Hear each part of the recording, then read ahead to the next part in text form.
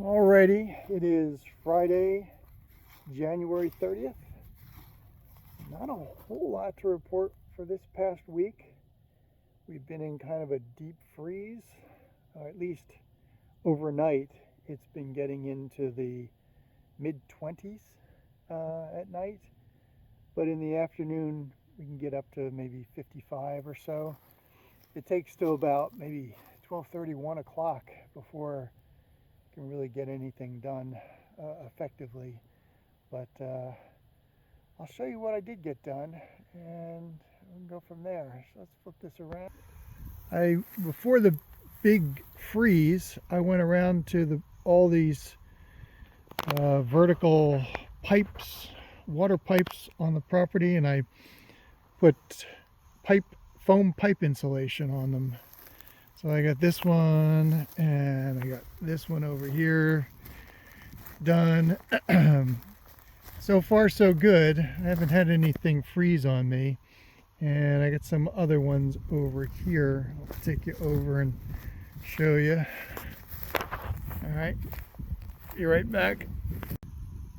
This one is the pipe coming directly out of the well.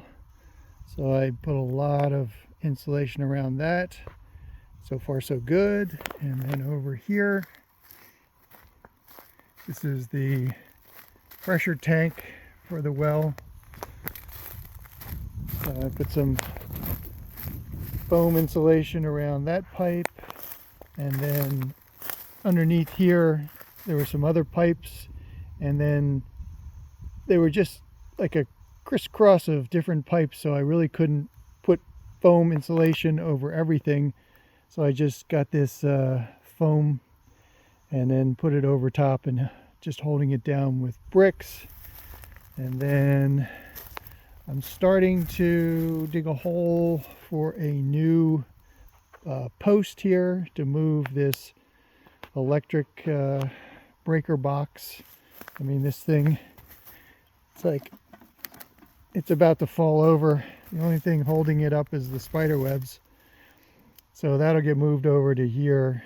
But I got to find the circuit breaker for the line coming into this box here, so that I can move it safely, because you know I'm not really an electrician anymore. So all right, let's go over. There's a couple other places on the property where I had to do foam insulation on pipe, so I'll show you those. Here's another one with foam insulation around it.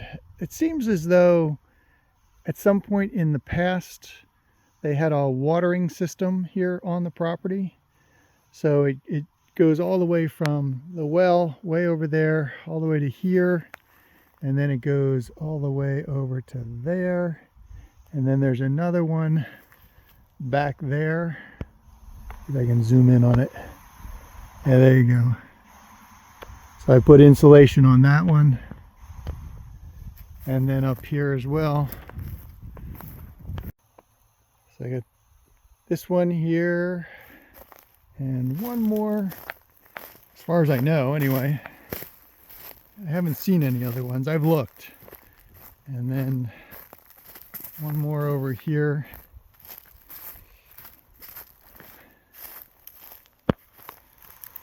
That doesn't really have a hose bib on it, but it's just a pipe coming out of the ground. So that's it. That's it for the pipe insulation. So far so good. I haven't seen anything leaking or spraying, so I think I'm good so far, but we still got some pretty cold nights coming up. I know it's going to go down into the mid-20s, maybe even lower, on Saturday or Sunday. So we'll see what happens. Here's the one I zoomed in on. So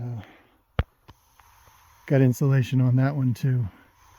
The plastic pipe, I'm not too worried about it.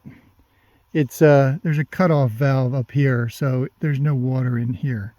And even if there is, you know, I can always replace the plastic pipe. I'm just worried about the steel pipe that comes out of the ground here. All right, let's go down to the Quonset hut and talk about that. All right, these carriage doors, I'm almost done. I took the trim off. I think I mentioned this before. This piece of trim here along the top and along the side here. This is the Southern Peach piece right here in the center there. I had taken them off, painted them, because when it was cut to fit in there, it exposed some bare wood, so I wanted to get that painted before putting it back up.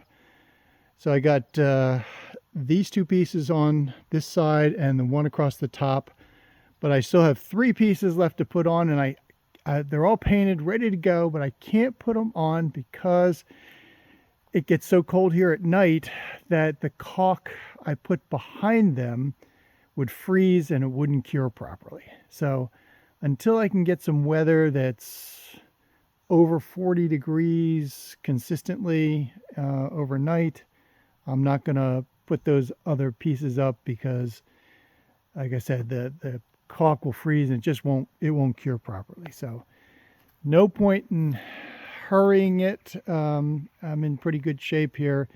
Shouldn't take me more than an hour and a half to put those pieces up and then complete the carriage doors. So let's go inside and just take a quick look at a few things going on in there. All right, well, I got the cane bolts installed for the inside. The only thing I have to do is I have to drill the holes where they drop down in there to hold the door in place. And I still have to put the small cane bolts at the top there. But I did get the other hinges installed there, and there.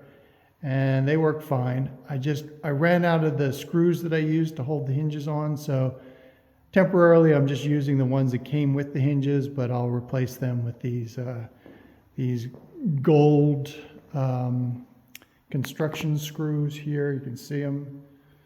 They're just the perfect size and perfect width for these hinges, so I will replace them.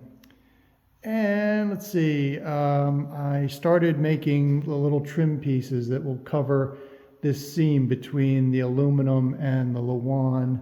So that's over here. I'm getting them painted. They've got 2 coats already, so basically just has to dry. And then this is the little moon that I'm going to put over the man door here on the outside. And then I'll put this gooseneck light over top of the door. So this will go over the top of the door, and the escutcheon plate here will get mounted right onto that moon. That will basically be the same as, it will act as the same backing plate as I did for the gooseneck lights on the back side. Instead of having a square, it'll be a little moon. And then I've got a little metal star that that's coming my way, and I'll mount that when that comes and arrives. So, yeah, and I've got the backing for the gooseneck light and the star up there, so it'll be mounted right into something behind the aluminum. And I think that's it for this week. Like I said, not a whole lot went on, but I'm just kind of chewing on the edges to try and keep things moving, even though it's pretty darn cold here. So hopefully there'll be more next week, but I'll talk to you then.